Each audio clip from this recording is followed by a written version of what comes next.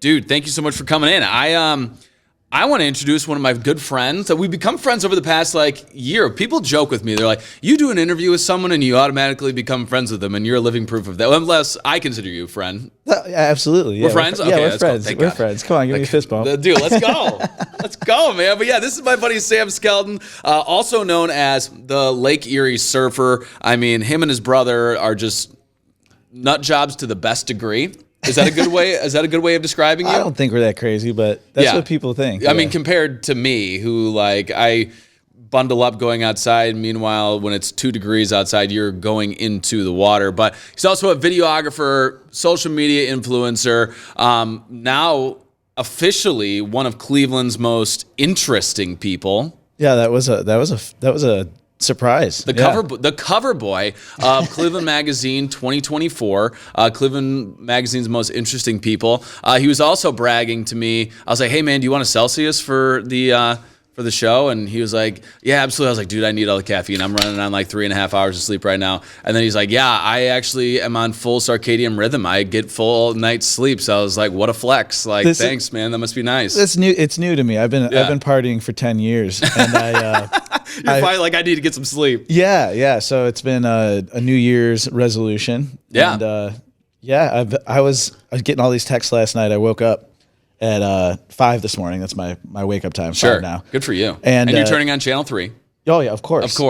Naturally. Because I have cable. Duh. You have a TV. Yeah, but I'm in bed. I try to get in bed at 9 o'clock, so I feel like an old man. But wow. Yeah, 9 to 5 is the sleep. You sleep at 9 to 5, and then good for you. Yeah, man, you're like Dolly Parton, but with sleep. Working that 9 to 5, getting those Z's. So was that like a big goal? I mean, was there a point where you're just like, I need to get on the right track. I'm tired to be able to kind of do what I want to do. I need to get this sleep. Was that something, or were you just like, man, I'll give this a shot? No, that's exactly it, man.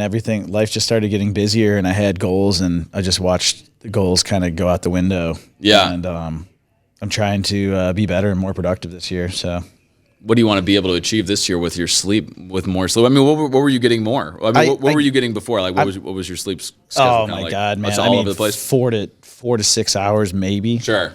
A lot of 5-hour nights. That's kind of where I'm at right now. I'm like, if I get 5 to 6 hours, I'm doing pretty good. Yeah. And if I get more than that, I actually feel like crap. Right. Which is kind of wild. Interesting. Well, I ran that for a long time, but then as more and more drinking and that kind of stuff really it's just started to catch up on me, man. And then sure. Yeah, so with all the extra sleep now, I wake up at 5 and I get almost all my work done by 9. So editing is where I get choked up. Yes. Yeah. And I have come to find out, because I do a lot of editing as well, but it is where I'm the best at editing right in the morning. Oh my God, dude. It's perfect. No distractions. Yeah. There's nothing to be doing, especially in Cleveland. It's dark until 8 in the morning. So. And also just as a creativity aspect too, because number one thing I need with editing, I need basically the amount of time to get a good chunk done. I need 3 or whatever it might be, an hour, 2 hours, 3 hours, just to where I know I can at least get majority of it done. Because I cannot work, I don't know if you're the same way, of doing 15 minutes of editing and then go do something else. You can't do that. No way. Yeah, it's 3-4 hours straight, but I can never do that in the middle of the day because it's mom's calling, people calling. It's just so distracting. And in the morning, there's not a single thing distracting me, and it's dark, and it's just I know I'm the only person up, and it's just I don't know why it's inspiring to me. Yeah, I love it. Good for you, man. But I didn't do a New Year's resolution this year. I'm always sure, that sounds great. And then it's mid-January, and I'm like, didn't do that this year. I guess I got to wait till next year. I hear you, man. I'm big on self-challenges. Yeah. Yeah.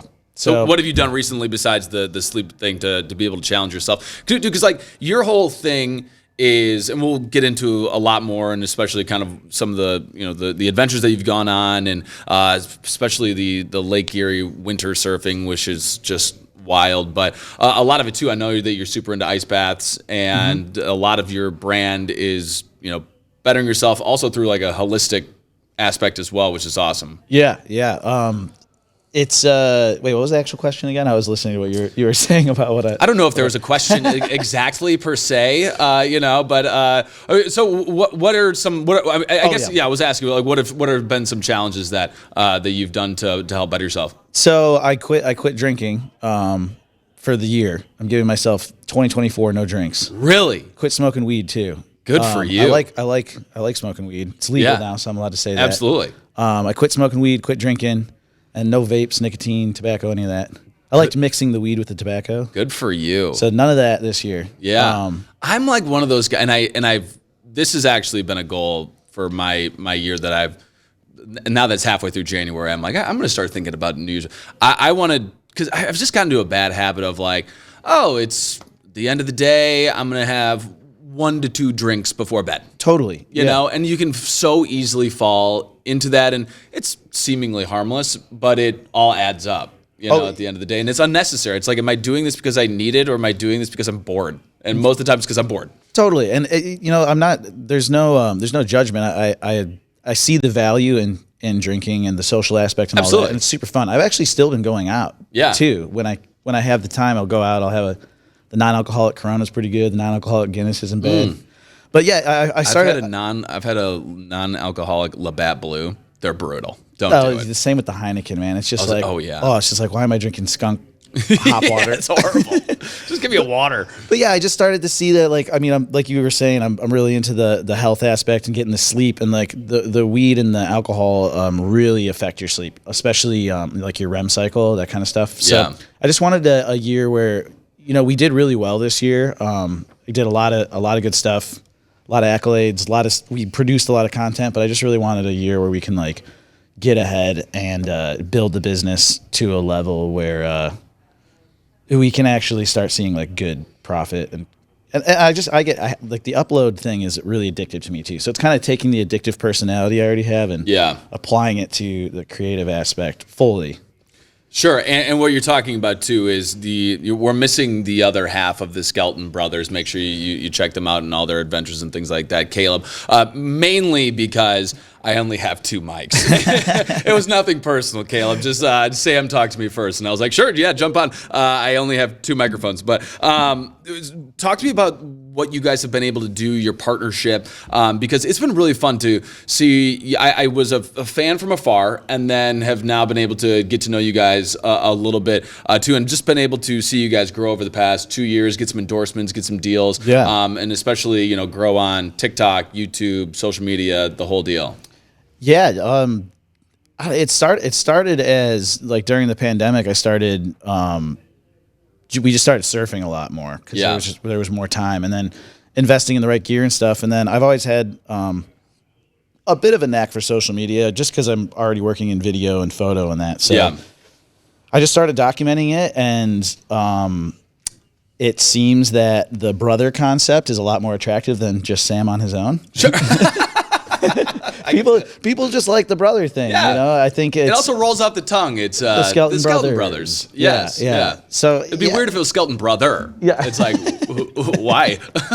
I think it's cool. Like it's like any like duo. I think that it's just a more attractive brand, honestly. Yeah, you're like the Mario Bros. Totally. What would Nintendo be without Mario and Luigi? Yeah, exactly. You guys are the Mario and Luigi of like obscure sports. Yeah. You guys should be the face of ESPN 8 The Ocho. That'd be awesome. Shout out ESPN. Yeah, I don't know. It's great too on my end. Like Caleb is a really extremely creative person, artistic. Yeah. He can manufacture anything out of anything. Like one time, Caleb he's a silversmith also by trade. Interesting. So him and his wife Alyssa make silver jewelry, specifically turquoise is what they specialize in, turquoise and silver. And one time I show up to his studio, and I'm working on my stuff and he's working on his stuff, but we'd always visit each other because we've been best friends forever. And I show up and I'm like, what you working on? What kind of rings you got going? He's like, oh no, check this out.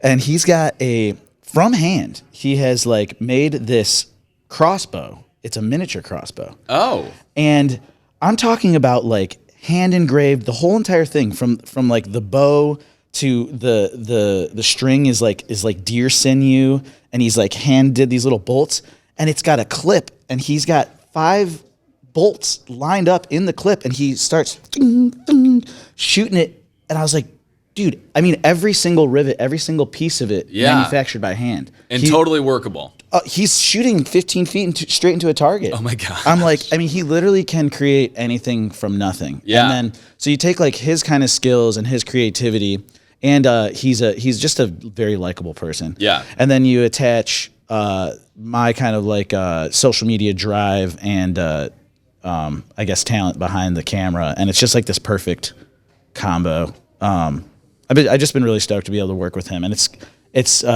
just such a, like I said, such a more palatable brand, I guess. Sure. Than just one of us on our own. And before the brand, before the social media, before everything, kind of take me back, because whenever, I'm sure that this is the number one thing that you get, but I remember being like, oh, there's people surfing on Lake Erie, and I was like, BS. Like, you can't surf on the lake, or if you do, it's not going to be very good.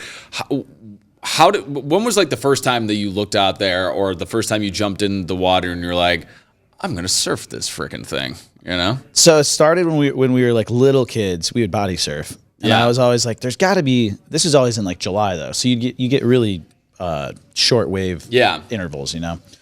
And then, the story I always tell is a friend. His name was a friend of a friend at the time. His name is Steve Cordella. Okay. He still surfs with us every day. He lives on the west side. He's got a whole family. His kids are surfing now. No way. Dude's an absolute legend. That's awesome. But we're teenagers. I'm probably like 13 or so. And he hung out with my best friend's older brother. And they started talking about surfing the lake. And I was just a little, and I was like, you can't surf the lake. And then I started looking it up and following this stuff, and it was real. And we found a surfboard for sale on Craigslist, I think. My best friend, Marcus Hegestad, and I. And we went and grabbed it. Marcus was a couple years older than me, so he had a job, and he like bought the board. Yeah. And we would like chase the storms in the summer and just get horrible waves. You know, we had no idea what we were doing. Sure. And then, I went to New Jersey. The closest point where you can surf in the ocean from Cleveland is Atlantic City, New Jersey. Yeah. So we went to Atlantic City when I was 14, bought real surfboards, started surfing, brought that back home, and then I kind of just did this on my own for a long time, which is very dangerous. I don't recommend going out by yourself. Yes. Yeah. I would literally skip school during thunderstorms and also would not recommend either. No. Yeah. Well, yeah. Got a passion with something, go do it. Absolutely. And then it was just this thing, like I just couldn't find, the community was so small. It started here in the 60s. I think it was a Hawaii transplant or California transplant. There's a couple dudes who claim to have done it first. And there's like a documentary at some point that was done about Great Lakes surfing or something. Yeah, there's been a few out there. There's also like legends of natives actually like surfing canoes back in the day here. It's not like confirmed, but crazy wild stuff. Okay. But anyway, yeah, it was a very small community, and everyone was very guarded about it because surfers are kind of douchey. They're like very protective over everything. Sure. And our kind of thing is like, if we grow this, we can get more attention and it can become something, you know? Yeah. So over time, I kind of got a little discouraged about it. I got distracted. But then once the pandemic hit, we had so much extra time. That's when Caleb and I started really going for it. And I started realizing that like in northern Michigan, up near Traverse City, there was huge communities of people doing this, surf shops, everything. Really? South Bend, Indiana, the South Bend area, and Lake Michigan, there's Third Coast Surf Shop. There's these huge communities, and they've been doing it. So now are they primarily like summer surfers, or are they winter surfers like you? Because you say like the best waves in Lake Erie are the ones in the winter. Yeah, definitely in the winter, late fall, early spring. Yeah, these guys are legends. They've been doing it literally since the 60s. Unreal. Once wetsuits started getting better, that's when you started seeing more Great Lakes surfing, though, because wetsuits didn't really start getting good till the 80s. Seems like a pretty key component. Yeah. you can't do it. And you know what's funny is we were out yesterday, it's super cold, and Caleb and I was like, man, Caleb, it's seriously not bad at all. Like I am like, my body temp is great, and he's like, he doesn't wear a hood. Yeah. Because he's insane. He literally cut the hood off his wetsuit. He's like, just screw this thing. I don't need it. Yeah, whatever. Anyway, he's like, dude, I'm sweating in this suit. I'm sweating. It's so hot. And I'm like, like the suits have gotten really good. Like yesterday, I surfed. So you were actually hot. I mean, to put it in perspective, yesterday in Cleveland, I think the high was 16. Yeah, and the wind chill was like 5, I think. Yeah. We were literally, I filmed for an hour. We were out for 2 hours. I didn't even have like the slightest chill. Really? Yeah, not even cold. And that's the whole thing. Everyone's like, you guys are so crazy. And I'm like, it's crazy to go out in those elements. But there isn't really much suffering going on, to be honest. Yeah, because really the only thing exposed is your face. And just like the immediate part of your face area. Yeah, so the first few minutes you're like, oh, that's cold, but then you're literally working out. Yeah. So you're getting your BTUs are going up there. So like your face isn't really cold or anything. Even with and what's crazy too is once the ice forms on your face, it's like insulative. It's like an igloo. Sure. I swear to God, it's crazy. Yeah, we should bring a thermometer and show people. I would love to. That my body temp is actually higher than 98.6 when we're surfing. Yeah, okay, that'd be great. Like it's hot. Yeah, because I mean, put it in perspective. When so I've never done the lake surfing. I'm going to. I told my wife about this yesterday, and she's like, "You're kidding me, dude!" It's the best news segment ever. I'm ready to go, dude. Yeah, dude, this is gonna be so sick. I mic'd up too. It's gonna be awesome. Oh my God, I might not be able to stand up, but it doesn't matter. It's the experience. We're out there. We're guys being dudes, dude, surfing. Yes, like making memories. Yes, solidifying friendships. That's what it's all about. So yeah, that'll be. So I guess to put in perspective, when you go skiing, you're working out, you're in the cold, and you're hot. Like absolutely to a degree, the exact same thing. And then if you get washed super hard and you get water down your suit, yeah, you might get out because you're cold. But same with skiing, you tumble down the hill and get snow up your shirt. It's rough, but sure. So this was something that you wanted to do as a kid. I can only imagine what kind of kid you were. I bet you were just so subdued, just super. I know. I'm sure there was just like high energy, just getting into constant trouble. Like I bet you were the kid that just always had a skinned up elbow. You know, we were. Believe it or not, Caleb and I we were good Christian boys. Go on. We were scared. We were very God-fearing little boys. Yeah. But we were. But you had a wild side. Very, very. We grew up with. We had 2 acres, and we had a bunch of old people, like 3 houses down on each side, who had 2 acres, who never used their backyard. So we basically had, and then there was a retention pond in the back that was like 30 acres. So we had like 100-acre wood, like classic Winnie the Pooh. Wow. Kind of thing going. So we had, forts and Christopher Robin. Going out there. Yeah, exactly. Yeah. And then when we were 15, we moved to Concord, and we had the Holden Arboretum as our backyard. Oh, sick. So we had thousands of acres back there. So we did grow up very, very adventurous. We were both in Boy Scouts, river, lake stuff, water. Yeah, we were pretty rowdy boys for sure. Yeah, and then. So this just continued to steamroll. And when was it just like, was it during the pandemic that it was like a consistent thing where you're like, yeah, and it's probably the time that you got the most notoriety for doing was during the pandemic of the winter surfing. Yeah, that was like the start of it. So I started a YouTube channel on my own. It's always been my dream to be a YouTuber, and that's what I'm trying to actually like pursue this year. Sure. I think it's the coolest job in the world. Like it's better than being an astronaut. Better than being a newscaster. Yeah. I literally think because it's like what it does is it gives you the opportunity to do exactly what you want. Yeah. And to have your audience support you. Yeah. And I mean that's the absolute dream. But yeah, so I started a YouTube channel after like right in the middle of the pandemic. It was called Sam Skelton, and I realized real quick that I just met up with Caleb and I was like, dude, this needs to be the Skelton Brothers. Sure. Like, people are commenting, they're asking about you, they're asking because he's in all my videos. Yeah. So. Yeah, that's when it hit. That's when I was like, oh, that's the brand. And then TikTok is what really did it, though. Yeah. I went to a YouTube conference. I can't remember the name of it. It's Mr. Beast's conference. He owns part of it. Okay.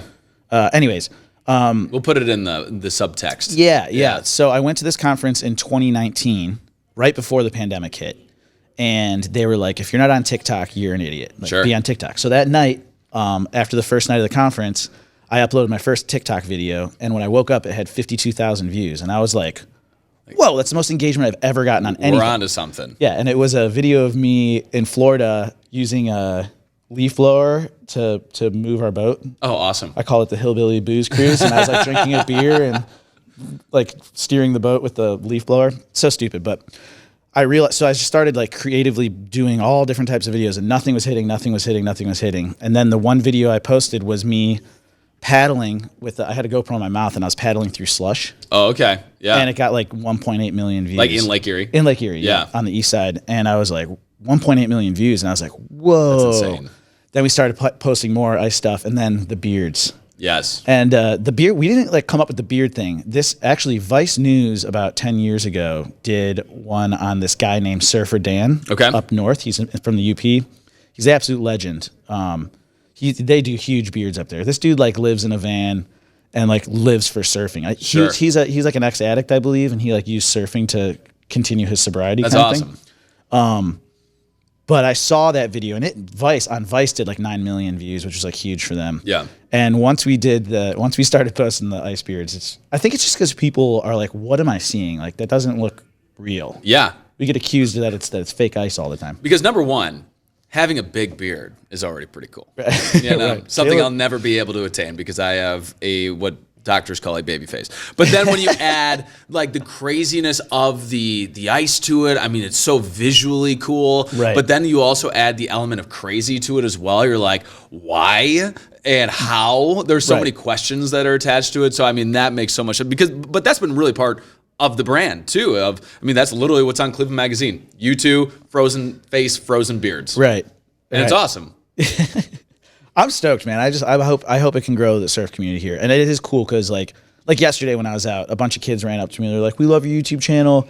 We want to start." Like younger generations are starting to surf. So where I had to search for it and figure it out on my own, kids are like showing up when we're at Edgewater and being like, "I bought a surfboard because of you guys." That's so cool. And I'm like, "All right, cool. This is working. We're building because it'd be so cool to see a pro surfer come out of Cleveland." Yeah. Like Kelly Slater, the best surfer in the entire world, came from Florida. Yeah. Terrible surfing in Florida. Horrible surfing. Is it? Oh, yeah. It's like known as like the worst surfing ocean-wise in the States. It's just awful. Yeah. So, but like to see him, the best surfer in the world, come out of a spot that has terrible waves is so cool. And if we can get that culture going here, it's been cool, man. Dude, I mean, but that's really what it's all about is finding something you're passionate about, going for it, and then inspiring and bringing up that next generation with that same passion, that love. That has to be so cool to see. Yeah, it really is. And it's not all the respect to the old heads here who have surfed, but they're just, the attitude's not right. And what I've seen like recently, like how so? I mean, like what they didn't want you to be there. Like Caleb and I get a lot of shade from the older guys. Sure. So like we'll show up and we'll get dirty looks, or they'll make fake accounts and tell us, like there was like a hashtag Sam Skelton for a while. Really? Oh yeah. Wow. They're like, "You blew the spot." Here's the deal though, dude. So we have a spot called Spitzer Marina. Okay. And last year, the Army Corps of Engineers was trying to reconstruct the beach for some nature preserve thing, right? Yeah. And it was going to ruin the surf spot. And it's what people travel from all over the Great Lakes states to surf that spot. Really? It hits on a northeast wind, or an east wind too. It's a really incredible spot. They were trying to change it. It was going to ruin the break.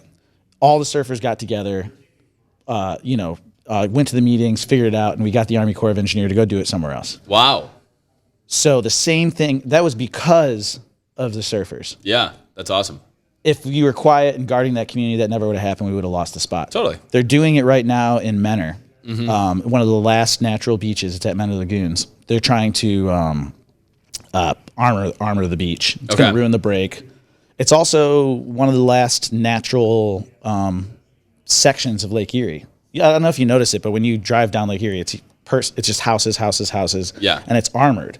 There's not really any natural sections besides the beaches that we have. Even like Huntington Beach isn't natural anymore. Yeah. Edgewater's not natural. Sure. Like you have Menor Headlands, Lagoons, and right now, all this spot is one of the spots that we got yelled at for showing it in YouTube videos. And now, because we had built a community, there's people fighting against it. So against messing up the spot. But what is their thought process of building this? That's my question. So it's not like to preserve anything. It's a nature preserve, and they're like, well, we're having 10 feet of erosion a year, and it's like, well, yeah, that's what the lake does. Yeah, when the lake doesn't freeze, all these things it pulls out, but it's like it's a nature preserve. So why do we at a nature preserve not allow the lake to do what it should be doing? Okay. Once you barricade it, then you don't get the sand pulled out. You don't get the break the exact same. So my thought process is leave it alone. Yeah. And it's going to cost, I mean, they're trying to do like a mile of barricading, like millions and millions of dollars. Jeez. Because they're mad about replacing the steps every few years. Okay. It's like, all right, well, take $1 million for the next 10 years and replace the steps then. Yeah. Yeah, that makes sense. I don't know. It's just, I think that the lake should be left alone. Yeah. Yeah. Absolutely. At least in the last few spots that we have it, because we privatized all of the lakefront here in Ohio, and there's just very few spots left. Sure. And you guys are just like utilizing those spots. I mean, how many good spots are there? And it depends on the wind, the weather that day, the conditions. But in the Northeast Ohio area, how many lake surfing spots are there? Dozens. Yeah. Really? Yeah. We're quiet about a lot of them because we don't. But at the same time, I don't really care anymore. Yeah. But yeah, there's great spots like from the islands all the way to as far as like North Kingsville, like all the way to the edge of the state. There's tons. Yeah. There's tons. Yeah. Yeah. That's awesome. I mean, so looking at all these things and building this community, there is something funny about like the old heads, because that is like, I just think that. And I don't mean to throw shade at anyone, but and I've heard this from older people of that our generation is much more collaborative. 100%. I am definitely one to do that in news of like teaming up with as many people as I can, because not only is it good, it's at the end of the day, it's good for me. If I can team up with someone that has a big following, I'm doing them a favor. They're doing me a favor. Mm-hmm. Everyone's going in the right direction. Yeah. And I feel like a lot of the older generations are definitely a little bit more enclosed to what they're doing, and not that they're not. And this isn't a blanket for everyone, but it just kind of general consensus seems to be that way. But in my opinion, collaboration is key. Absolutely, man. I feel the same way with our channel. Like anyone I can collab with, I love. That's why I collab with you. Sir Yacht, love that dude. Yeah, absolutely. We got to get him on a surfboard. We've been talking about it. The problem is he is massive, and the suits are expensive. So I got to figure out. Dude. I need someone. We're working on a suit sponsorship, but just to get him on, like you can fit in Caleb's suit. Yeah, you guys are about the same height. Like he is like 6'4". How tall is he? He's like 6'5", 6'6". We did a collab this summer where we swam in all 5 Great Lakes in one day. Yeah, and when he posted, I was like, in the comments, I was just like, just to let you guys know, I am not a hobbit. He is massive. Yeah, he's huge. He is. Yeah. I'm average size for a male. Standing next to him, I'm 6'2". Yeah. People are like, man, you're short. I'm like, no, I'm not. He's just a giant. Like he literally played college basketball. Like he's a big dude. So he went on my bachelor party. And he came, and it was awesome. It was so much fun, and like we all got along. But I did it on a houseboat in southern Indiana, and he's so tall that he couldn't sleep in the beds. So because like they were just like it was like literally like right up against the wall. Yeah. So he ended up sleeping on the floor, and I felt really bad. That's funny. Yeah, I want to get him on a board for sure. We need a suit.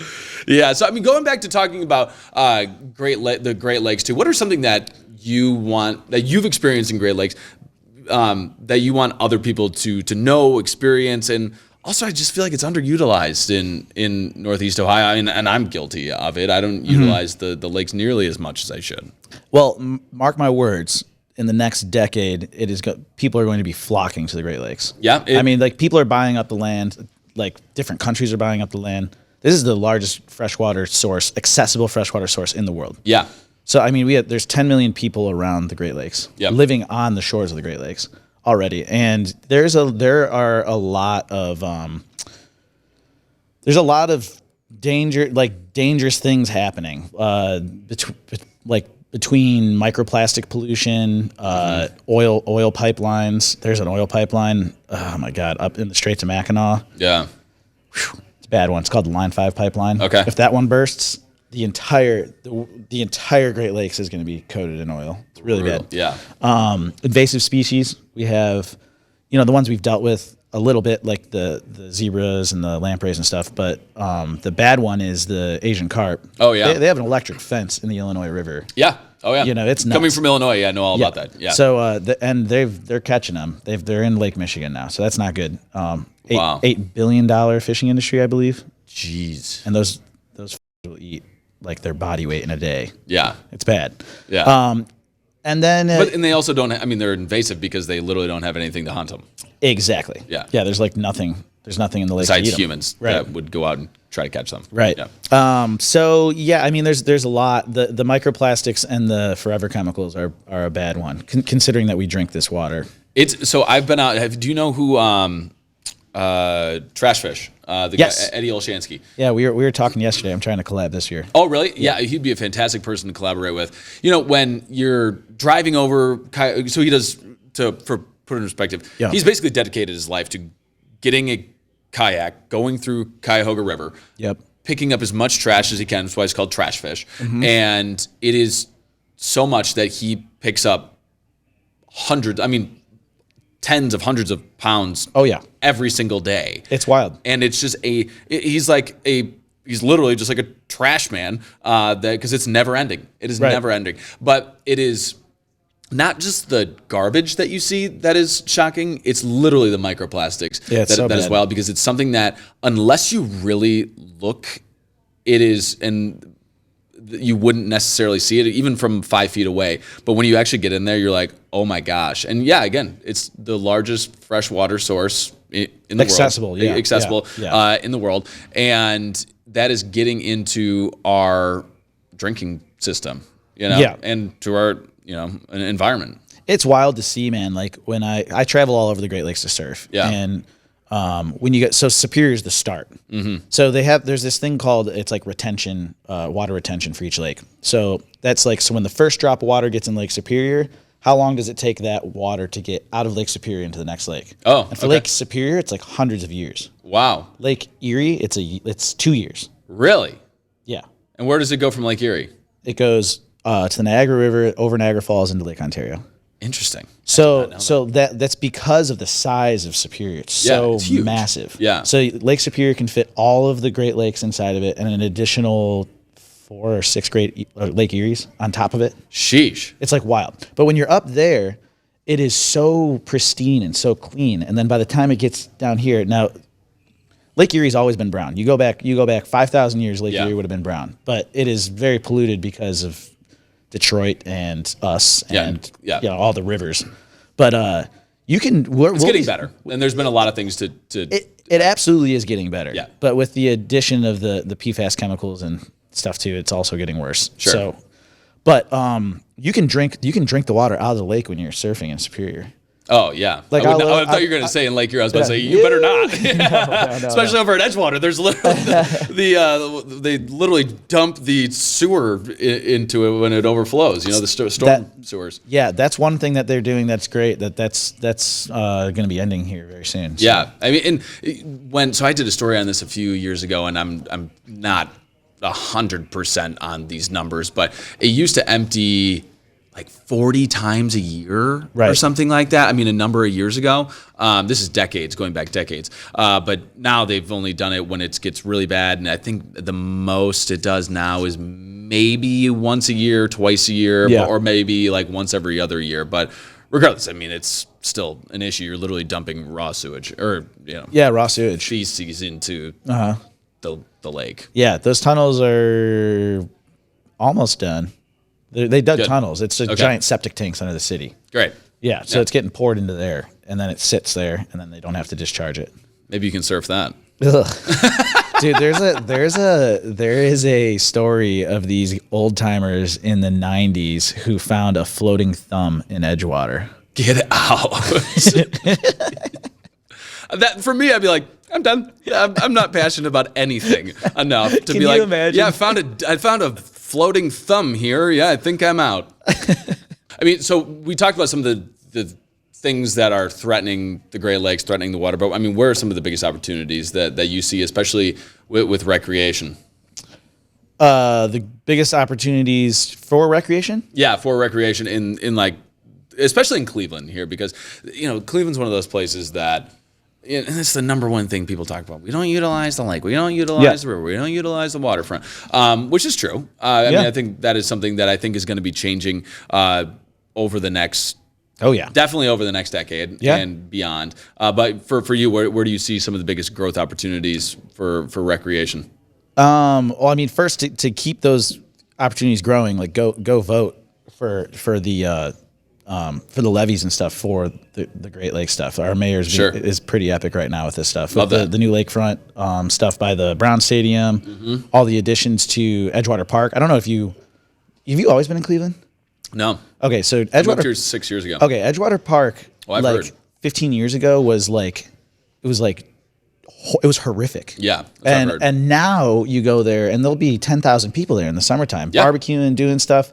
So shout out Cleveland Metro Parks. I mean, because they oh my god, when they took it over, yes, and what they have done in this community, in this city, and beyond, it is pretty incredible. Especially hearing some of those horror stories like Edgewater Park, and then the Cleveland Metro Parks comes through and have literally made it into our park system is renowned. Yeah, it's awesome. They've been doing so well. Supporting going to those parks.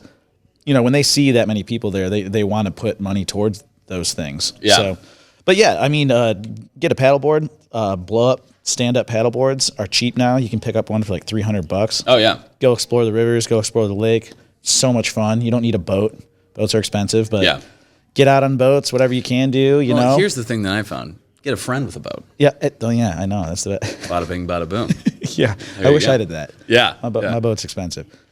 Dude, so going back, I mean, I want to talk, and I hate to keep harping on this, but I love the what you do with the frozen surfing is so cool. It's so awesome. I mean, give me some favorite memories that you have doing that. I love hitting the road and traveling, seeing other breaks, seeing other lakes. I mean, we have Michigan specifically is amazing. I love Ohio, obviously, but Michigan has more coastline than any other U.S. state. Yeah. Oh, interesting. Believe it or not. Yeah. It's kind of crazy, but they really do. So there's so many beaches, so many bays, shipwrecks. I've been getting obsessed with shipwrecks. What are some cool shipwrecks? Oh my God. You can go up to, Alpena, Michigan. There's a place called Thunder Bay. There's like a couple hundred wrecks there. Yeah. You can go up to Tobermory, Ontario. There's a bunch of wrecks there. There's one called the Sweepstakes. Okay. I'm at Kaiser Gallery right now. I have a photo gallery there, and I have my favorite photo I've ever taken is of the Sweepstakes. Yeah. It's in like 15 feet of water, crystal clear water. You can go and snorkel it. It's unbelievable. Just traveling around and seeing, there's like so many little mini subcultures of, different immigrants that have moved to different parts of the Great Lakes, and you get to see different food, different people. Yeah, it's just traveling and surfing, really. So where did you, because I would define you as a free spirit. Yeah. Would you agree with that? Yeah. Where did you kind of get that attitude? Where did you kind of get this mindset from? My mother and my mom's dad, my grandfather. Yeah. What were they like, and how did they inspire you? My grandpa was a World War II vet. His battleship was sunk off. Navy. Yeah. Shout out. My grandpa was in the Army Air Corps. Really? Yeah. Awesome. Yeah. They 5 kamikazes hit his battleship, sunk in World War II. And then he built a whole family after that. And wild. Was an epic fisherman, so he took us boating a lot. What battle was that in? I don't know what the name of the battle was. His ship was called the USS Morrison. Okay. I don't know if it was a specific battle. I think it was just like a sneak attack, actually. Now that I've become 30, I'm taking one of two trails. It's either you smoke meat or you become really into World War II. Yeah. I've become really into World War II. I'll find out. I'll find out if there was a specific battle, but I think they were just like, it was a sneak attack. But so he was an epic dude, and he built a cabin in Traverse City, and we grew up going up to his cabin on this lake called Long Lake. And that's where I got into snorkeling and freediving and fishing and all that kind of stuff. Awesome. And then my mom was his daughter, and so he was a professor a professor at Michigan State University, Cool. Professor of agricultural economics. So Nice. he traveled all over the world to teach like growing techniques. Yeah. And he took his family with him. So my mom lived in, Switzerland, Nigeria, England, all these places all over the world, and she kind of passed that on to us. Sweet. When we were younger and we didn't have any money, she would take us locally places. We go to Niagara Falls, Michigan, and then as they grew older and were able to build more money and stuff, we started traveling the world, and they took us everywhere. I think I was like 15 countries before I was 18. Yeah. Something like that. That's awesome. Yeah. So my mom and my grandpa. Sure. And, you are, I guess, I don't know, a rare person that I know that is and correct me if this is unfair, but I feel like works to have experiences instead of working to have a lot of money. Yeah. I mean, I want to have a lot of money. Of course. Of course. But I feel like the experiences outweigh the money. Because, I mean, if you are not someone that is going to just work, and not have any fun. Absolutely. Yeah. Although the fun that I usually have is involving work. Yeah. And that's what I'm saying. Like, because I feel like you work to have the experiences. Totally. Yeah. Yeah. It's yes. It's funny. Am I wrong on that? No, I mean, it's like when you say that, it makes it. In my mind, I imagine someone who works, and then goes and has experiences with that money instead. And mine's more like the experience is the work. Yeah. So like my grandpa told me, like, it's the classic thing. If you find something you love, you'll never work a day in your life. Absolutely. So I really tried. I've done a lot of different approaches to my work. Sure. And even so I love video and photography. But if I'm doing video and photography for other people, I don't get any gain in that. The passion kind of fades. Yeah. So that's like the dawn of the Skelton brothers. It's like, I enjoy this. Oh, look, if I commit to this, a brand's being built. Now we can sell products. Now we can sell ad space, that kind of stuff, and figure out how to turn the passion into money, I guess. Yeah. And it is true. I mean, that is the cliche. Right. But it's a cliche because it's real. Yeah. Yeah. I mean, absolutely. If it's, my buddy the other day posted, he said, if you didn't have to go to work today, what would you be doing? What would you be doing? And I'm like, well, I'd be doing exactly what I'm doing. I'd be traveling a little bit more. I probably wouldn't be here right now, but we're working towards that. Yeah. So yeah, that's how I feel about that. I have it written down, but I think maybe you already gave it to me, but I was going to ask, but maybe it's not. What's the best advice you've ever received? You'll never work a day in your life thing, for sure. Yeah. With your passion. But the best advice I've received in my career was that you will get the work that you make, which sounds silly, but it's like, That makes sense though. people always be like, what do you do for video and photo? Like, you do weddings? And there's no shade on anyone who does weddings. It's an awesome thing if you want to do that. But Just not your forte. nope. And if I do that, then I'm going to get wedding gigs. Yeah. So when I wanted to become an underwater photographer, for instance, Yeah. I utilized the job that I got to get an underwater housing, and I started putting out underwater stuff, and then the underwater jobs start coming. Yeah. It's like, if you have a passion and you're like, well, I'm going to do this to fund that. No, you have to do what you are trying to do to fund that. And a lot of that becomes creating that personal brand. Right. Exactly. Exactly. And creating that personal brand becomes your professional brand. Right. Of what you want to do, what you're identifying as, exactly. You can't be a wedding photographer and expect to do adventure gigs. Absolutely not. Why would they hire you? Yeah. You have and then if you're doing a couple passion projects on the side, it's like, it's not about a couple examples of your work. They want to see hundreds of it. You want to see you doing this for 10 years. If you want to say I want to be on National Geographic, I want to work for National Geographic someday. Like, why would they hire me if I had a wedding photography portfolio? Sure. Yeah. Absolutely not. Yeah. They're not going to do that. It's like being in news and then being like, oh, I'm doing this to be an actor. Yeah. It's like I got a reel on TV. It's not how it works. No, not at all. Yeah. Yeah. And sometimes you have to take, when you were talking earlier, like, you have to take like a monetary setback for a while. But I'm seeing that it's a time investment, and I know the outcome will be there. So it's just, that daily grind. Sure. Wrapping all the way back around to the getting sleep and sobriety thing. It's like I need to do that. Wow, man, we've come full right? circle. I know, right? So we've come full circle. Now we're going to push it forward a little bit. What is your ultimate dream job? I know you're saying that you want to become a YouTuber and things like that. Is there anything outside of that you're like, that is the dream? As long as as I can work with my brother or be doing stuff that I love. We're working on a Great Lakes TV show right now. Oh, sick. It's under wraps. But not anymore. Well, about 9 people are going to hear about it now. I have. There's so many cool stories in the Great Lakes. Yeah.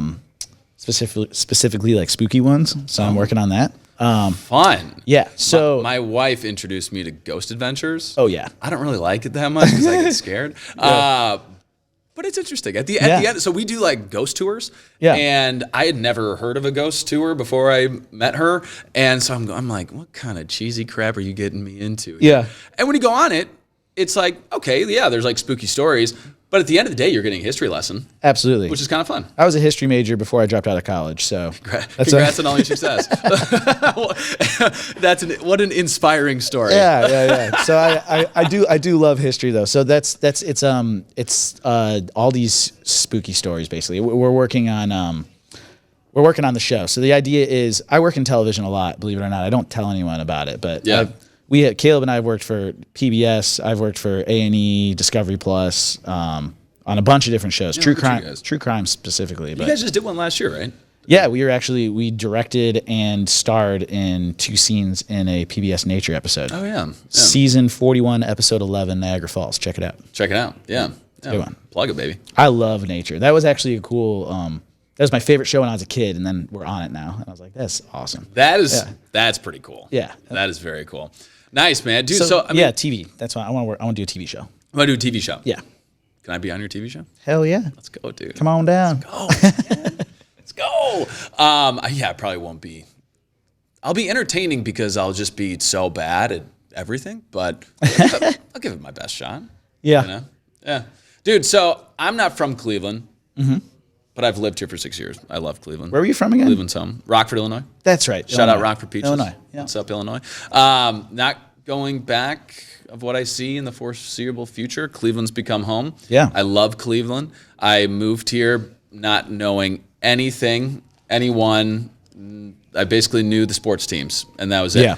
But I love bringing people here. I love seeing my friends' reactions when they come here, and maybe they're just lying to me to tell me it's great, but I think it's great. So regardless, I'm going to take it for face value of them be like, this is the best. This is awesome. It's great. What's your sales pitch for Cleveland? Cleveland is I made a post about this the other day. It's like you can look at Cleveland and point out all the negatives, obviously. Especially any Rust Belt city. Anywhere. Yeah, any Rust Belt city specifically too. Yeah. But Cleveland's super resilient, and it's been on for ever since Rockefeller and Carnegie left this town. It's been on, Yeah. And it's so resilient, and the people are so proud. And I just love that. You can find a niche here, and you can grow it, and the people here are going to love you for that. And although it's small, I mean, you've seen I don't know if you looked into Cleveland celebrities, how many people have come out of this town. It's wild. It's crazy, and especially considering that Cleveland is, give or take, 320,000 people. Right. That's tiny. It's tiny. That is not big. It's tiny. But I mean, look at some of these people, even, and it's every decade, a couple people pop out, and it's like, wow. I mean, seeing MGK's success in the past 10 years, it's unreal. He's massive. Yeah. And this goes back every decade. There's just 3 or 4 people who pop out. I mean, Kid Cudi too is wild. I just love seeing these guys. Yeah, I mean, even going farther back than that, George Steinbrenner, Halle Berry, Drew Carey. I mean, there's so many that are from here, and there is. I was hearing literally yesterday, Steve Harvey, Clevelander. Steve Harvey. And just talking about how if you can get out of Cleveland, or if you can make it in Cleveland, people say you can make it in New York, you can make it anywhere. I think it's if you can make it in Cleveland, you just have that grit, you have that work ethic, you have that swagger about you. Yeah. That is not teachable. It's only like molded by your surroundings. Yeah. You know what? I hated Cleveland when I was a kid too. Yeah. I like hated it. Did you? And I moved all over. I moved to Colorado. I moved to Chicago. Yeah. And it took me being other places to realize, like, I came back here because I was like, all right, I could be a big fish in a small pond. Like, funny thing to say, because this isn't a small pond. Yeah. It's not a small pond. Yeah. It's small, but it's not a small pond. It's a medium-sized pond. Yeah, it really is. But the business opportunity in this town is crazy. You can start any business, and like I said, the people here are going to support it and give you a chance. Absolutely. People rally around, like, especially small business here in Cleveland. Absolutely. So yeah, it's something about the pride and the resilience here. And you can take it like even like the physical resilience. Like this week, it's brutal out, man. It's brutal. But it's also like kind of fun. It's kind of fun. I like it. But just for a week. Yeah. I'm going to St. Thomas next week. Yes. And I can't wait for that. I'm jealous. It's going to be, you flexed on me. I have to flex on you a little bit. I'm like, we literally picked the heart of July or January to be like, we got to get out of here. Yeah. It's I just got back from Florida, I guess, last week. So. Oh, yeah. Yeah. Very nice. I thought you had a little extra Florida glow on you. Yeah. You know, I thought maybe you were just happy to see me. All right. Sam Skelton, ladies and gentlemen. Where can we follow you? Where can we find more information on you? Follow along with the whole adventures? For the Skelton Brothers, at the Skelton Brothers on Instagram. We have a YouTube channel at the Skelton Brothers. If you want to check it out, we do weekly content. Our surfing, adventures, diving, all that kind of stuff. My company that I do my freelance work from is called Wired Visual. You can hit me up. Does great stuff. Yeah. If you see anything with Fahrenheit, that's your boy. Yeah, Rocco's my dude. We do a lot of work together. What's that like, Ben? I mean, I've Fahrenheit. I'm sad that it left Tremont, but it's been so exciting to see the amazing growth that they've had with this new place. I mean, it's unbelievable. Rocco and I grew up in the same county, Lake County. Really? Yeah, and he even worked at the pizza shop in my hometown. Really? Yeah, so I think we love talk about a grinder, dude. Oh my God, he works harder than anyone I know. Yeah. He deserves it all. So yeah, I love Rocco's given me a lot of opportunities, and we support each other for sure. Good dude. Yeah. Go check out the new Fahrenheit. It's epic. It's like very different experience, like restaurant wise in town. It's not what my wife and I say is that it has the same name as the original Fahrenheit. Yeah. But it's a different restaurant. Oh yeah, it's different. Completely different. Absolutely. Yeah. I mean, there's some of the same entrees and stuff too. Yeah. They didn't take off the short ribs, so thank God. They didn't. Oh yeah, I thought you said they did. I was like, they definitely did not. They did not take off the short ribs. I mean, if they were taking those off the menu, you might as well just burn the place down because that's like one of the best meals in Cleveland. They've been rotating a lot of the old menu items too every couple of months too. Love that. The dates are coming back. Yeah. All that kind of stuff. Yeah. And I'm actually headed there right after this. And I'm looking forward to my commission from Fahrenheit over there for giving them a spot. Yeah. Just kidding. Bro, Sam, anything else you want to get off your chest? What do you got? No, man, I think... Give us some words of wisdom. Follow your dreams, man. Dude, follow your dreams, man. I still sound like a stoner. I'm not even smoking anymore. The one thing I did want to ask you, and I didn't get to, I kind of side noted in my head was, it's only been 18 days with like the full sobriety, no nicotine. Are you doing caffeine? I am. Oh yeah, clearly. Yeah. I was going to cut that too, but I was like, life's too short to do that, dude. We might try like a little bit, but that's a lot at once. Yeah, I mean, do you see noticeable changes? It's unbeliable, dude. I was talking to my brother the other day. I was like, dude, I feel like I'm like 14 again. Really? Yeah. It's crazy. It's weird. I don't know if I'll do it forever, but it's like I wanted to like cut it out and reapproach. Your relationship with it? My relationship with it. Yeah. I'm a very addictive person, addictive personality. So, I can find myself in a rut, and I wasn't happy, man. I probably shot 40 YouTube videos last year, and I put out one. Really? And it looks like I'm doing a lot of stuff. I am. Because, you get the Instagram posts and the TikToks out. Are you ADD like me? I've never been diagnosed, but I think so. Have you ever tried to get diagnosed?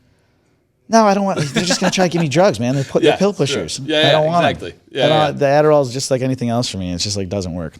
I don't know, man. It's kind of crazy. Like, Yeah, I feel better than ever, honestly. So for you. We'll see. We'll see how it goes. Yeah. I can't wait to be able to like have a beer at the Browns. Like the Browns game the other day was a little rough. Yeah. I went home after halftime. I was like, I gotta go home. Yeah. I love you guys, but I gotta go home. I gotta go. Yeah, I'm gonna start doing keg stands here in a second. Oh yeah, I mean, like I said, I like to party, but yeah. And one of the things too that I know I've ended this like 5 times, but now I'm continuing. No, we're good, man. I got all the time in the world. Now that I got in this health tangent, I want to talk to you about ice baths too, and because it's something that I was doing a little bit after, and then once I saw you do, I started doing it a lot more. I was like, oh yeah, I forgot about that. Mm-hmm. It's incredible how people, say what you want. Regardless of any of the other health benefits that they claim that you get from ice baths, the number one thing you're going to get is that you feel like on top of the world afterwards, after getting out and after suffering through that initial just like shock of doing it. So there's a really cool response. Your body, like dopamine specifically, it goes up, like really high, like to the point like where you're doing like cocaine, like that high. Really? But the thing like with cocaine and other drugs like that is it goes up and then it drops really fast. Yeah. And with ice bath, you get it. I call it a slow drip. Mm-hmm. So you get that spike, and then it slowly all day comes down. And some people claim like multiple days of uplifting feelings. So those neurotransmitters, dopamine, norepinephrine, all those things are lifting and then like slowly trickling off. Yeah. So I mean, honestly, the best out of all the health benefits that I see is reduction in anxiety. Yeah. A lot of the anxiety I was having was from not getting the work done that I wasn't doing because of partying and stuff like that. Sure. But now it's just like an ice bath's incredible. How often are you doing it? My practice has been kind of bad lately, to be honest. Yeah. The medical advice as of right now that's been out is telling you about 12 minutes per week. 12 minutes per week. And that can be split. That can be split into multiple baths. So that's not saying do a 12 minute bath. That might be a little bit too much. It could be dangerous too. So splitting it up so you can get 12 minutes per week. So you could do like 4.5 minute baths or 4-minute baths. Yeah, what is you have like a whole setup? I have a cattle trough in my backyard. That's all I have from Tractor Supply. That's all I have. And a hose. How much did that cost you? $100. Oh, it's the cheapest medication you could ever get. So I just used the bathtub at my house. Yeah. And my wife yells at me because like I just destroyed. Do you put ice in there too? Oh yeah. I get ice and I'll go to True My Convenience. I'll pick up 2 bags of ice. It's like $5. Pop them in there, and it gets to like probably 40. That's good. Anything under 50, you're starting to get the benefits. Yeah. I like 34, 32, like as the closest to freezing you can get it. Sure. Sometimes we'll even put like salt in the water and get it colder than that. Oh, I forgot about that. Yeah. Look at you. But then you guys do that in Lake Erie too. Like you guys, I've seen basically just make a big hole and jump right in. I was really apprehensive about it. My brother actually got me into it. Yeah. I was going through a stressful time. I had gotten out of a breakup, and we went viral, and believe it or not, like that stressed me out like big time when we first started getting attention. Well, because the same amount of people who are telling you that you're awesome are telling you you're a piece of shit. Yeah. So you're like, oh God. Yeah. Takes the good with the bad. People hate attention. Like when people get attention, they think you're arrogant or a douchebag or something. Yeah. But, so I was going through a lot, and it was wild seeing once I finally was able to suck it up. They call it's a fight or flight response. So like when you get in that ice, it's like you have the decision. Are you going to get out, or are you going to fight the lion right there? Yeah. Once you decide to fight the lion, then you get all those benefits of what it's like to defend your family against a lion. Yeah, because your body is not used to literally the shock that it's going into, so it's going into a fight or flight mode. Yeah.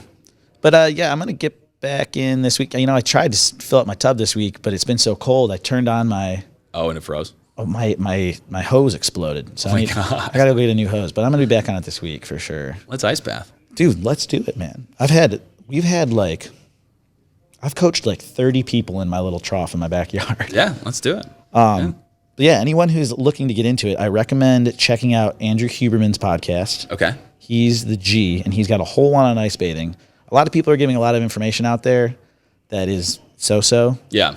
The 12-minute thing, he did a whole review on that. It's just like anything else. There can be too much of a good thing. Like people are doing like 70 days in a row ice baths, and it's just too much, man. You don't need it. I don't think you need it. Yeah. Because you can get the benefits for days from one bath. Absolutely. But if you have any bit of anxiety or you're really struggling with that, people on benzodiazepines and stuff too. I'm not a doctor, but any noted. I'm clearly not a doctor. I dropped out of college with a history degree. Yeah. But for real, if you have anxiety issues, even the most introductory way you can get into ice bathing is you take a bowl and put ice in the bowl, ice and water. If you're having a panic attack, put your face in there.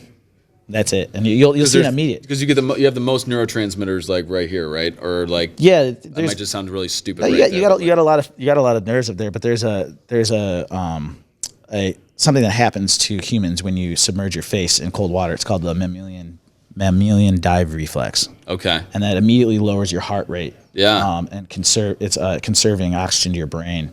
Anyways, it calms you down. Okay. So if you're like really freaking out, if you're someone who has panic attacks, just starting with that is a great way to reduce your stress. Love it. Yeah. Love it, man.